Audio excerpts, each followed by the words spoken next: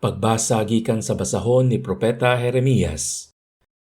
Nag-ingon ang Ginoo, pag-awit kamo tungod sa kalipay alang sa Israel, ang labing gamhanang nasod. Awita ang inyong alawiton sa pagdayig.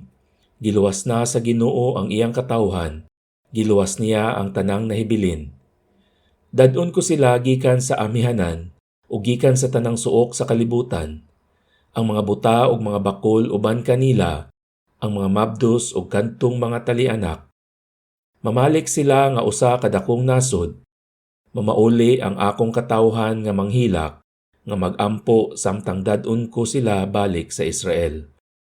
Dadon ko sila ngadto sa kasapaan, agi sa hapsay nga dalan aron dili sila madagma.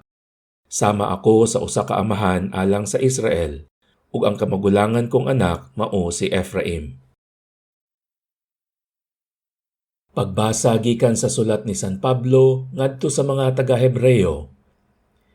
Ang tanang pangulong pari gipili o gitudlo gikan sa katawhan aron mag-alagad sa Dios sa ngalan sa mga tawo. Maghalad siya mga gasa ug mga halad nga mananap nga sunugon tungod sa mga sala. Sanglit huyang man siya sama kanato, maluoy siya sa mga walay hibang kaagan ug sa mga masalaypon.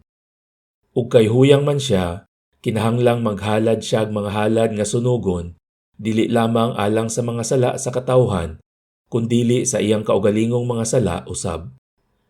Walay magpili sa iyang kaugalingon aron mahimong pangulong pari, kundili ang Dios mao'y magpili kaniya sama sa iyang gibuhat kang Aaron.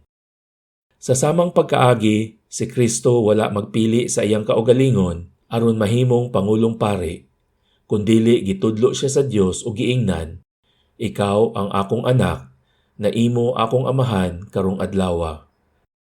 Miingon usab siya sa laing bahin sa kasulatan, ikaw mahimong pari hangtod sa kahangturan, sa laray sa pagkapari ni Melkisedek. Pagbasa gikan sa Ebanghelyo sumala ni San Marcos.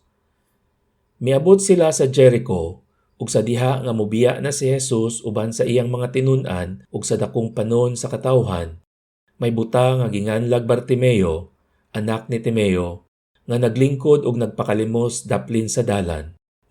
Sa pagkabati niya nga kadto mao diay si Jesus nga taga Nazaret, misinggit siya, Jesus, kaliwat ni David, kaloy iintawon ako.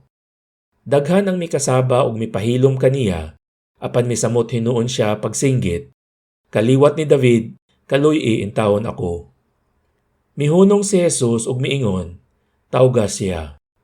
Busa gitawag nila siya, giingnan nila ang buta, paglipay, tindog kay gitawag kaniya. Ug giwakli niya ang iyang kupo, milukso siya ug miduol kang Jesus. Nangutana si Jesus kaniya, unsay ipabuhat mo kanako? Mitubag ang buta, magtutudlo, gusto unta ako nga makakita pag-usab.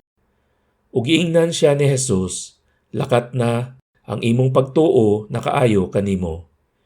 Diha-diha nakakita ang buta ug mikuyog kang Jesus.